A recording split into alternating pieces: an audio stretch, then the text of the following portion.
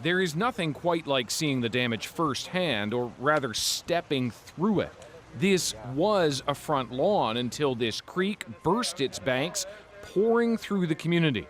The Prime Minister visiting today briefly, his first to BC since the destructive storm, as soldiers work to shore up flood defenses.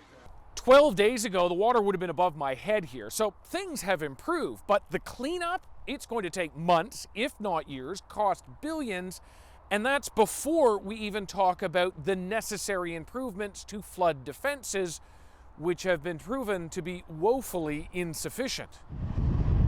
And quickly, 2 new storm systems on Saturday and then Tuesday are set to bring more rain collectively than the system which caused catastrophe. And no one is quite sure what'll happen.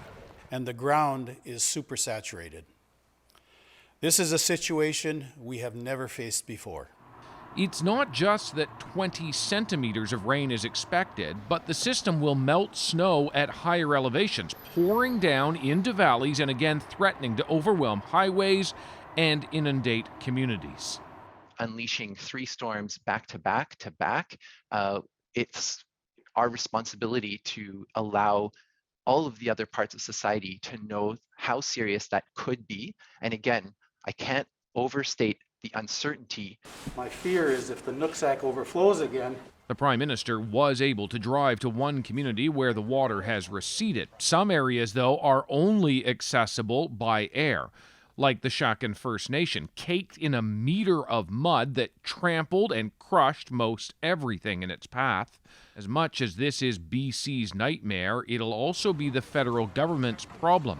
Not just sending in soldiers, but digging into a much deeper wallet to help repair and react to increasingly frequent and destructive weather disasters.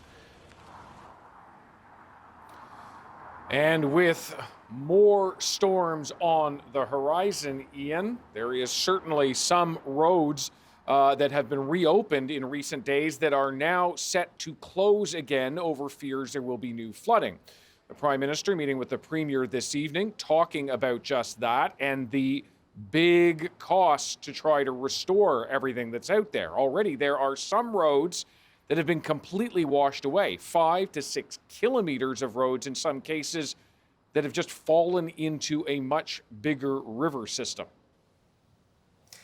Yeah, David, there's nothing like seeing it firsthand, as you pointed out in your story. Thank you very much.